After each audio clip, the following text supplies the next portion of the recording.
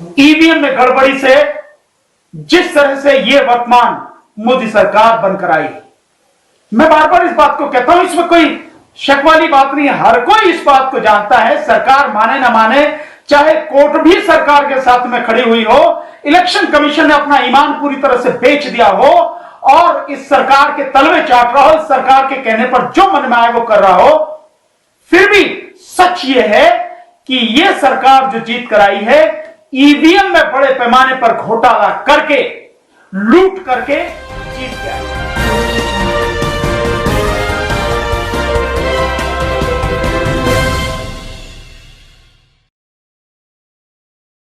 साथियों, एक बहुत ही गंभीर परिस्थिति की तरफ आज आपका ध्यान में आकर्षित करना चाह रहा हूं। आपने बहुत अच्छी तरह से सुना होगा, हम लोगों ने बड़ा इस पर लगातार आंदोलन किया है और लगातार इस पर हम आवाज उठाते रहे हैं, आज भी आवाज उठा रहे हैं। और जब तक इस समस्या का पूरी तरह से समाधान नहीं हो जाएगा, हम लोग आवाज उठाते रहेंगे। वो आवाज है ईवीएम के विरोध में आवाज। आपको ध्यान है, हम लोगों ने जब पिछले साल ये सरकार बनी थी तो उसके बाद हमने पहली बार, और हमारे कुछ साथी हैं उन्होंने भी आंदोलन किया और उनके साथ मिलकर हमने 30 मई को, जिस दिन इस वर्तमान मोदी सरकार ने शपथ ली थी, जंतर मंतर पर हमने आंदोलन किया था। और उसके बाद फिर हम लोगों ने लगातार 4 बार आंदोलन किया, जंतर मंतर पर लगातार आंदोलन किया। पूरे देश में इसकी हमने आवाज उठाई, पूरे देश में इसकी आवाज गई, गूंजी, लोगों तक पहुंची। आप सबका बड़ा प्यार मिला, आप सबका बड़ा समर्थन मिला। ईवीएम में गड़बड़ी से जिस तरह से यह वर्तमान मोदी सरकार बनकर आई, मैं बार बार इस बात को कहता हूं, इसमें कोई शक वाली बात नहीं है। हर कोई इस बात को जानता है, सरकार माने ना माने, चाहे कोर्ट भी सरकार के साथ में खड़ी हुई हो, इलेक्शन कमीशन ने अपना ईमान पूरी तरह से बेच दिया हो और इस सरकार के तलवे चाट रहा हो, इस सरकार के कहने पर जो मन में आए वो कर रहा हो, फिर भी सच ये है कि ये सरकार जो जीत कर आई है, ईवीएम में बड़े पैमाने पर घोटाला करके, लूट करके जीत के आई है। और अब उस सभी बयाने की स्थिति की तरफ यह सरकार इस देश को ले जाना चाह रही है। इस समय, जिस समय आप और हम, पूरा देश, पूरे देश की जनता कोरोना वायरस के गंभीर संकट से जूझ रही है, 1.5 लाख से भी ज्यादा लोग जब इस देश में संक्रमित हो चुके हैं, 4000 के लगभग लोगों की मौत हो चुकी है, उस समय एक और गंभीर परिस्थिति आपके सामने आने वाली है, विशेषकर बिहार के सामने आने वाली है। और अगर बिहार में यह प्रयोग सफल होता है या बिहार में यह करतूत सफल होती है, तो आप मानिए कि पूरे देश के सामने यह संकट आएगा।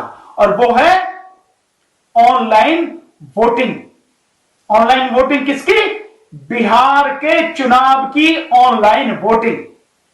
अब देखिए कि जिस समय देश इतने संकट से गुजर रहा है, उस समय बीजेपी क्या कर रही है, उसकी सत्ता की हवस इतनी ज्यादा है, सत्ता की भूख इतनी ज्यादा है कि वो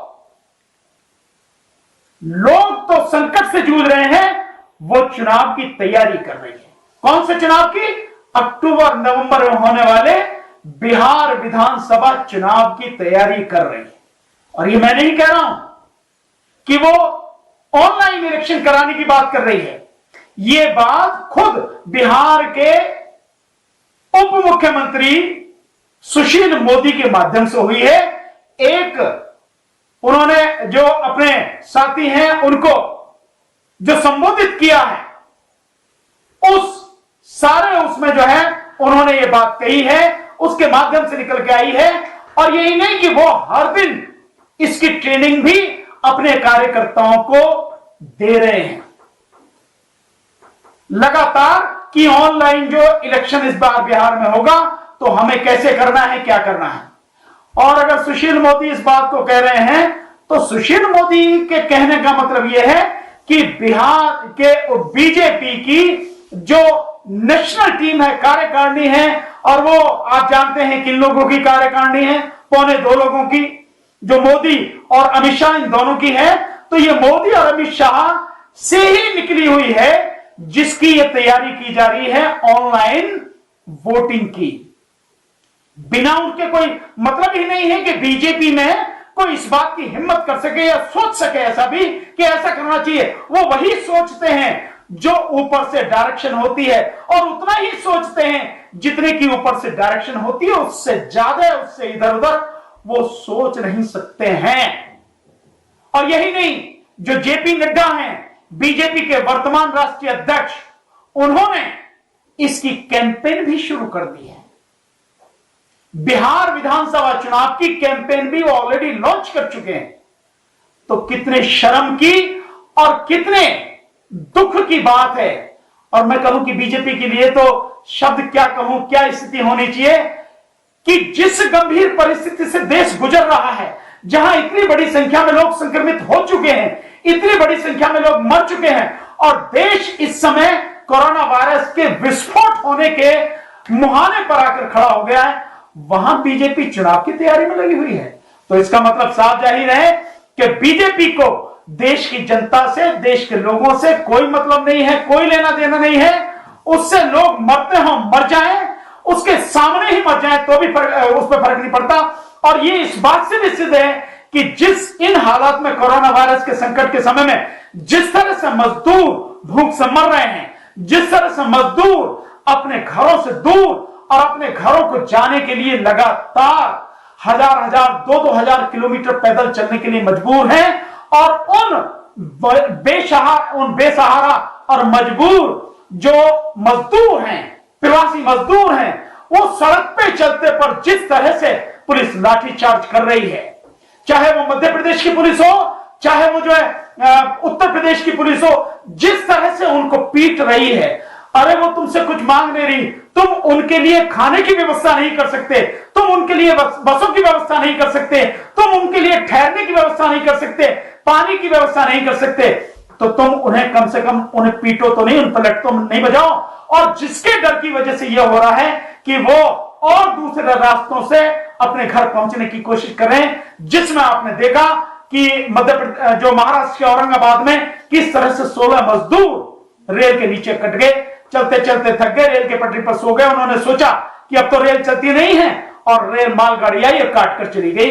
इसी तरह से फिर उसके बाद वहां पे आपने देखा औरैया के पास जो 24 मजदूर मारे गए, 38 से लगभग घायल हुए। इसके अलावा और कितनी जगह, चाहे वो मुजफ्फरनगर में हो, चाहे चित्रकूट में हो, चाहे लखनऊ हाईवे पर हो, मतलब कितनी ही जगह लगातार मजदूरों की मौत हो रही है। तो आप उन्हें कुछ नहीं दे सकते, तो उन्हें मारो तो नहीं। लेकिन ये सब कौन कर रहा है? ये भाजपा शासित राज्यों की पुलिस कर रही है। कौन कर रहा है? ये बीजेपी कर रही है। बीजेपी की केंद्रीय सरकार जो है वो कर रही है, और बीजेपी की राज्य सरकारें हैं वो कर रही हैं। और यही नहीं, इससे बदतर हालात जिस तरह के उन्होंने क्वारंटाइन सेंटर में कर रखे हैं, वो तो नारकीय है, बिल्कुल नरक के समान है। वो जिस तरह से लोगों की जिंदगी को नरक बना दिया है, ये अपने आप में अभूतपूर्व है। जिस देश में आप समझ रहे हैं साथियों, 80% लोग अनपढ़ हों, जिस देश में गरीब मजदूरों की संख्या इतनी भारी है, वहां पर बीजेपी चुनाव की तैयारी कर रही है, जब देश इतने भारी संकट से गुजर रहा है। मतलब इसका मतलब साफ जाहिर है। और ये पहले, चाहे वो गोवा में सत्ता का जिस तरह से उन्होंने सरकार बनाई, चाहे वो कोशिश की उन्होंने महाराष्ट्र में जिसमें वो पूरी तरह से फेल हो गए, जिस तरह से कर्नाटक में उन्होंने इस्तीफा दिला के जो बड़ी संख्या में 100 करोड़ रुपए देके एक एमएलए को खरीदा, वहां सरकार बनाई, और जिस तरह से उन्होंने नंगा नाच सत्ता का मध्य प्रदेश में किया, वो आप सबकी समझ में आ रहा है। और वही सब अब आप देखिए कि वो ऑनलाइन जो चुनाव कराने की प्रक्रिया जो है उसमें लगे, और इलेक्शन कमीशन उस प्रक्रिया में लगा है। ये बीजेपी की रीति है जब इतने बड़े संकट से हम सब गुजरे। अब मैं आपसे बार बार सवाल हम लोग कहते रहे कि जब हम ईवीएम पर सवाल उठाते रहे कि ईवीएम में ही इतनी बड़ी गड़बड़ी है, और ईवीएम में ही जिस तरह से, बट जिस देश की आबादी, आधी से अधिक आबादी अनपढ़ हो, लोगों को खाने के लिए रोटी नहीं है। सरकार की अगर माने तो 82% लोग इस देश में वो हैं जिनको मदद की जरूरत है, जिन्हें 2 रुपए किलो चावल और 3 रुपए किलो गेहूं वगैरह ये सारा सब कुछ देना पड़ता है, जिसके लिए उन्होंने एक्ट बना रखा है। इतनी बड़ी संख्या में 82% का मतलब ये हो गया तकरीबन 100 करोड़ लोगों की स्थिति इस देश में यह है, उन्हें शिक्षा नहीं है।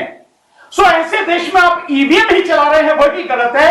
ईवीएम के विरोध में लगातार हो रहे हैं आंदोलन, हम लोग कर रहे हैं, और हमारे साथ साथ और बहुत से लोग हैं जो इस देश में लगातार ईवीएम के विरोध में आंदोलन खड़ा कर रहे हैं, ईवीएम को खत्म करवाने की बात कर रहे हैं। वहां आप ऑनलाइन की बात कर रहे हैं।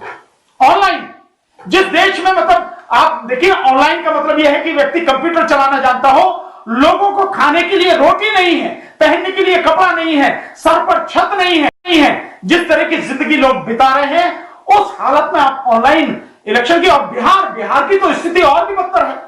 बिहार में तो आधी से अधिक आबादी जो है वो अनपढ़ और गरीब है, उसके पास तो कुछ नहीं है।